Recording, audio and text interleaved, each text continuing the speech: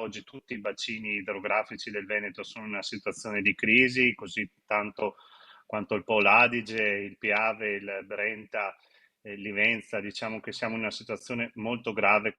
La poca acqua a disposizione e le altissime temperature che stanno segnando quest'estate 2026 rendono ormai da diverse settimane l'attività dei consorzi di bonifica particolarmente complicata. Stanno lavorando giorno, diciamo, e notte con quelle che sono le poche portate che oggi sono concesse di derivazione per cercare di dare sollievo a quelle che è appunto l'irrigazione e la produzione agricola. Quello che notiamo è una situazione di difficoltà, ci sono alcuni consorzi che hanno dovuto sospendere quella che è proprio l'irrigazione, quindi con impatti devastanti sulle culture.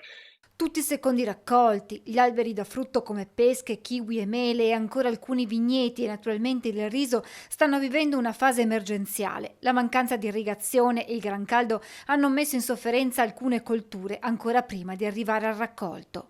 Le associazioni di categoria agricole tutte dovranno fare lo sforzo di richiedere lo stato di emergenza perché eh, è necessario trovare il modo di ristorare quantomeno gli agricoltori rispetto alle perdite. Ad assorbire con minori contraccolpi questa emergenza quei consorzi che hanno investito su nuove infrastrutture. I consorzi che hanno avuto la fortuna o hanno avuto la capacità di intercettare finanziamenti e quindi di infrastrutturare di più il territorio con nuovi impianti che utilizzano meno portata, meno acqua, hanno la capacità di essere molto più resilienti.